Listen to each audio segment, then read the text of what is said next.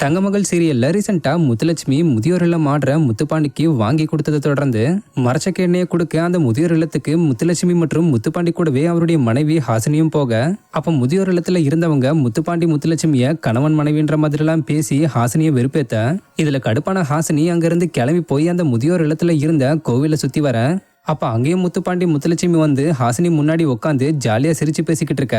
Already இருந்த கடுப்போட சேர்த்து இதுவும் ஹாசினியோட மண்டையில ஏறி ஹாசினி ஒரு பிளான் பண்ணி வந்து சாமிக்கு தேங்காய் உடைக்க, அதுல ஒரு பீஸ் முத்துலட்சுமியோட காலில் பட்டு முத்துலட்சுமி கத்தி கதறி அழுக. அப்புறம் நடக்க முடியலன்னு சொல்லி நடிச்ச முத்துலட்சுமிய ஹாசினியை தூக்கிட்டு போய் ஆட்டோல உட்கார வச்சிருந்தாங்க.